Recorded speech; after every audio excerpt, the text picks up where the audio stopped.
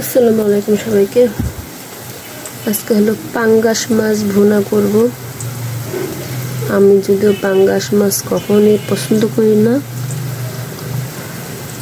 তো এটা হলো দেশি পাঙ্গাস মাছ। সুন্দর করে পরিষ্কার করে কেটে নিয়েছি। আর এত বড় বড় তেলটা আমি ফেলবো না, সাথে দিয়ে রান্না করব। জাস্ট পরে একটু না খেলে ফেলে দেবো। তো এইভাবে মাছগুলো আমি কেটে নিয়েছি। কিছু কিছু পিস একদম ছোটো হয়ে গেছে।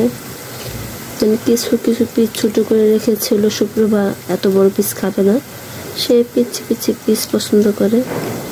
একটু বেশি করে রান্না করতেছি, কারণটা হলো যেহেতু আমার 2 বান্দর আছে, এদেরকে খাওয়াতে হবে, সেজন্য মানে জিপসার মিক্সে যে পেঁয়াজ কুচি তেল দিয়ে ভেজে নিচ্ছি।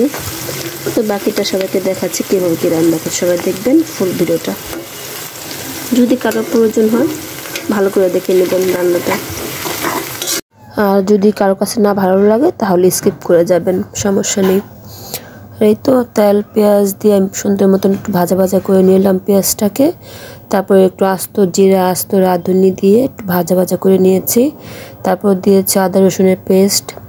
তারপর দিলাম হলুদ মরিচের গুঁড়ো, একটু জিরা গুঁড়া, লবণ, কাঁচা মরিচ আর তেলটা দিয়ে সুন্দর করে আমি মশলাটা কষিয়ে নেব। সামান্য একটু পানি দিয়ে নিয়েছি মাঝখানে। আর এই পর্যায়ে আমি মাছগুলি সুন্দর করে একে একে দিয়ে দিব।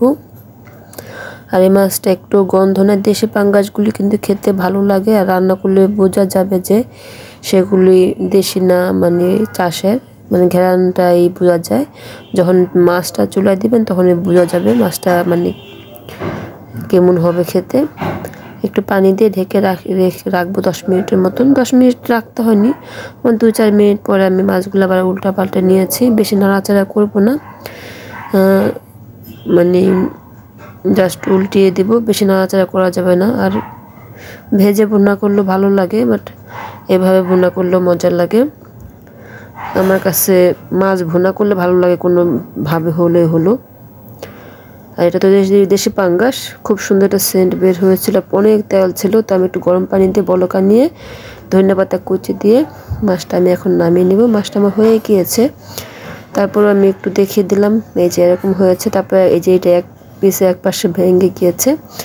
তারপরে মাছটা হয়ে গিয়েছে নামিয়ে এদিকে আমি কিছু পেঁয়াজ কুচি, মরিচ ভেজে নিয়েছি। তারপর ধনেপাতা কুচি, সরিষার তেল, লবণ সবগুলো একত্রে খুব সুন্দর করে মিক্স করে নিলাম। আর এই তো কিছু আলু সিদ্ধ করে নিয়েছি। আলু ভর্তাটা করেছি শুক্রবার জন্য, আর আমার জন্য বিশেষ করে শুক্রবার জন্যই করেছি। আর এই তো আলু ভর্তাগুলো সুন্দর করে আমি ভর্তাটা করে নিয়েছি, আর একটু সরিষার তেলও দিলাম। এই তো ভর্তাটা হয়ে গিয়েছে আমার। আজকে ভিডিওটি এ পর্যন্তই। সবাই ভালো থাকবেন। আল্লাহ হাফেজ।